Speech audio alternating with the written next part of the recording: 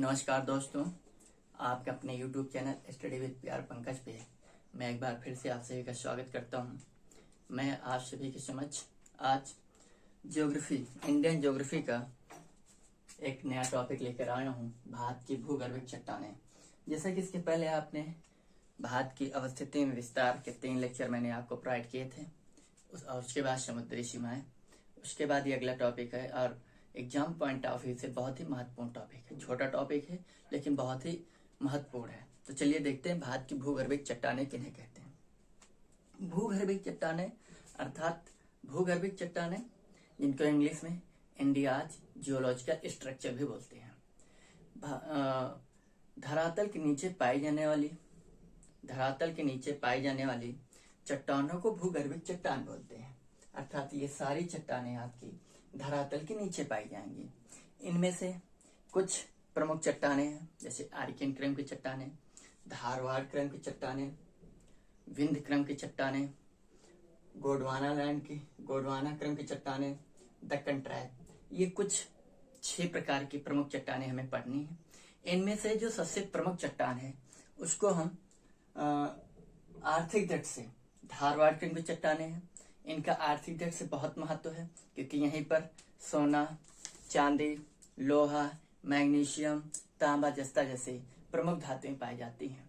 तो आज जब ये डायरेक्ट क्वेश्चन बनता है कि आर्थिक दृष्टि से सबसे महत्वपूर्ण चट्टान इनमें से कौन सी है, तो हमें वहां पर टिक करना होता है धारवाड़ क्रम की चट्टानें। तो चलिए देखते हैं सबसे पहले आर्कियन क्रम की चट्टानें। और जैसे आप यहाँ देख रहे हैं इस पूरे मैप में, आपको आर्कियन क्रम की चट्टान नहीं मिलेगी। उसका रीजन है, जब पृथ्वी गर्म होने के बाद ठंडी हुई तो सबसे पहले अर्थात सर्वप्रथम जिन चट्टानों का क्या निर्माण हुआ, उत्पत्ति हुई, उन्हें आर्कियन क्रम की चट्टानें बोलते हैं। क्या वे चट्टानें जो पृथ्वी जब ठंडी हुई हमारी, तो सर्वप्रथम सबसे पहले जिन चट्टानों का निर्माण हुआ उन्हें हम आर्कियन क्रम की चट्टानें बोलते हैं। उसके उपरांत बाकी सारी चट्टानें आपको पढ़ने को मिलेंगी। अब पृथ्वी के में सबसे पहले आर्कियन क्रम की चट्टानों का निर्माण हुआ, जिसके चलते तब तो ना मानव थे, ना कोई जीव जंतु था, ना ही पेड़ पौधे थे। इसलिए ये चट्टानें जीवाश्म रहित चट्टानें हैं, अर्थात फॉसिल इसमें नहीं पाई जाती हैं। ठीक है, जीवाश्म इसमें नहीं पाया जाता है।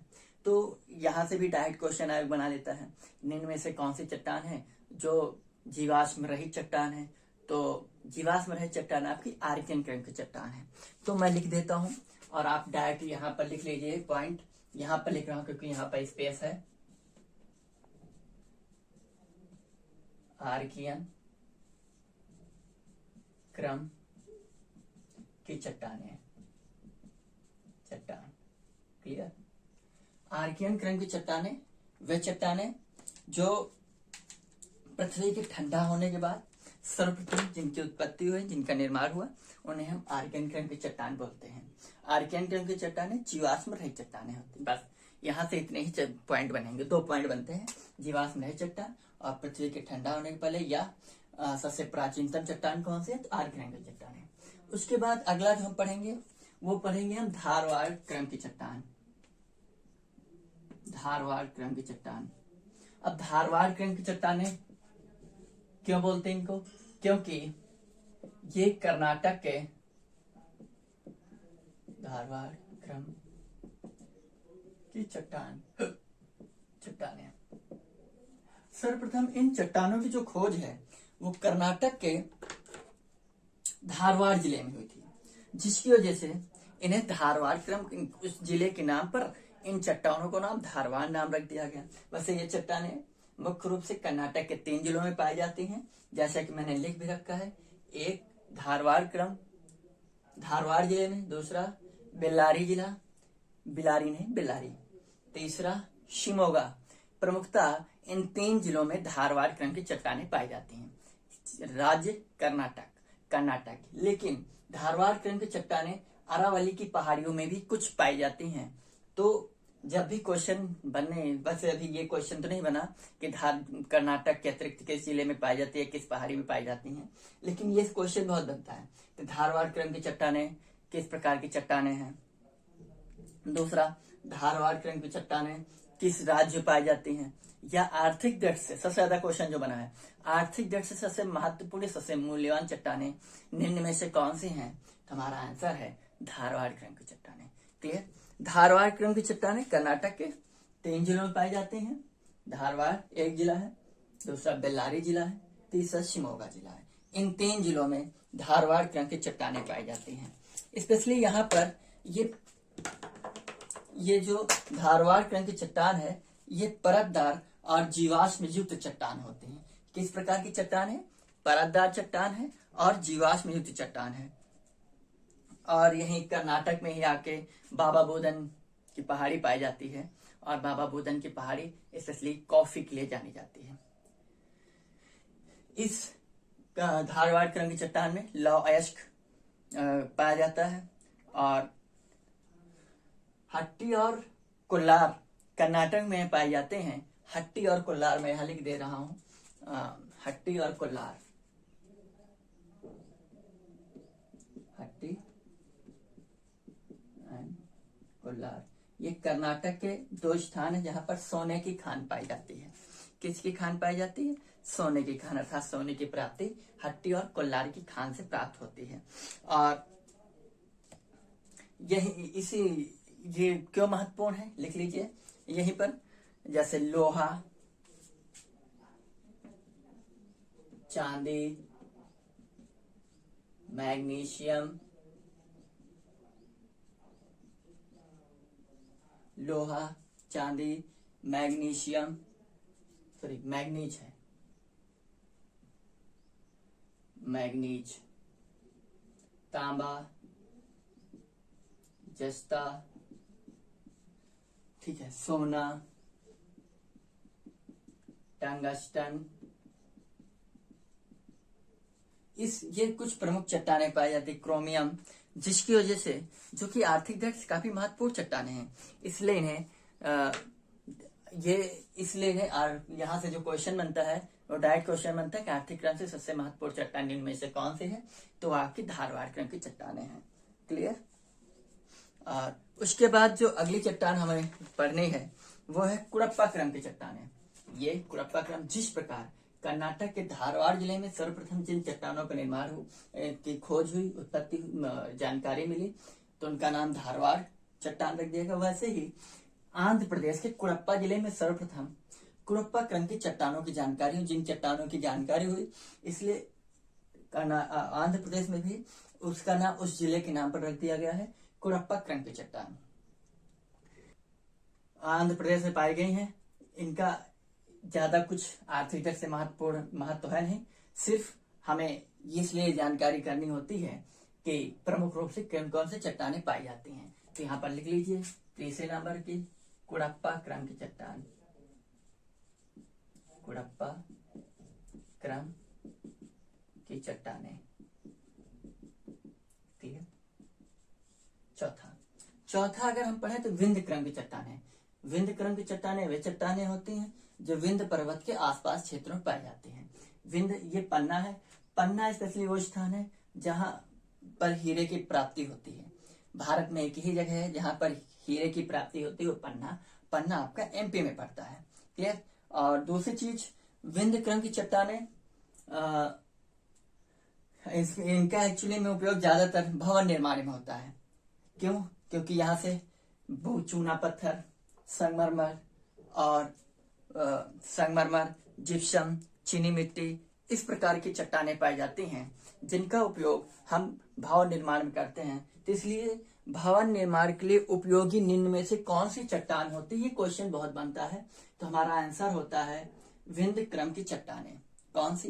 विंध्य क्रम की चट्टानें। ठीक। और हीरे की प्राप्ति कुड़प्पा क्रम की चट्टानों से भी कुछ बहुत हो जाती है। क्लियर? वैसे भारत में स्पेशली हीरे की प्राप्ति पन्ना की खान से होती है, और पन्ना विंध्य क्रम की चट्टानों में पाया जाता है। क्लियर? नेक्स्ट यहां लिख देता हूं विंध्य क्रम की चट्टान।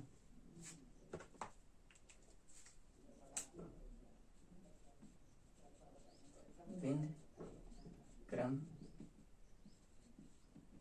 की चट्टानें। क्लियर? पांचवा जो है वो है गोंडवाना क्रम की चट्टानें। गोंडवाना क्रम की चट्टाने, गोंडवाना क्रम की चट्टाने स्पेशली ये चट्टाने नदी घाटियों में पाई जाती हैं। तीन नदी घाटियों में पाई जाती हैं। वो कौन कौन सी तीन नदी घाटियां हैं मैं लिख दे रहा हूं। दामोदर नदी घाटी, दामोदर महानदी, महानदी, और एक है गोदावरी। तो गोंडवाना क्रम की जो चट्टाने हैं वह मुख्य रूप से तीन नदी घाटियों में पाई जाती हैं, दामोदर, महानदी, गोदावरी। और स्पेशली गोंडवाना क्रम की चट्टाने जो कोयले के उत्पादन के लिए जानी जाती है। देश का 98% कोयला, कितना 98% कोयला हमें गोंडवाना क्रम की चट्टानों से अर्थात तीन नदी घाटियों से प्राप्त होता है। अब इन तीन नदी घाटियों में कौन से वो स्थान है जहां से, तो सबसे पहला है जो कि गोदावरी नदी घाटी में पाया जाता है, उसका नाम है सिंगरैनी। गोदावरी में जो पाया जाता है उसका नाम है सिंगरैनी, अर्थात सिंगरैनी कोयले की खान आपको गोदावरी नदी घाटी में मिलेगी। उसके बाद महानदी घाटी में कल्चर नामक कोयले की खान, कल्चर नामक कोयले की खान आपको महानदी घाटी में प्राप्त होगी। वहीं पर दामोदर में स्पेशली झरियर एक स्थान है, झरियर कोयले की खान, जो कि झरियर आपकी दामोदर नदी घाटी में झरियर कोयले की खान प्राप्त होती है। झरियर आपका पश्चिम बंगाल में पड़ेगा, कल्चर महानदी उड़ीसा में पड़ेगा, और गोदावरी सिंगरैनी ये आपका आंध्र प्रदेश में मिलेगा। तो ये कुछ 5 चट्टाने हो गए। एक बची है दक्कन ट्रैप। 5वीं कौन सी चट्टान है आपकी, जो मैंने अभी पढ़ी, गोंडवाना क्रम की चट्टान, गोंडवाना क्रम की चट्टाने। 6 जो हम पढ़ेंगे दक्कन ट्रैप, दक्कन ट्रैप। इसलिए दक्कन ट्रैप जो है ये चट्टान है, इनकी उत्पत्ति जो है ज्वालामुखी के विस्फोट से हुई है। ठीक है, तो ज्वालामुखी विस्फोट से हुई है जिसकी वजह से इनका विस्तार 3 राज्यों में है। एक है आपका ये गुजरात, ये एमपी, ये महाराष्ट्र।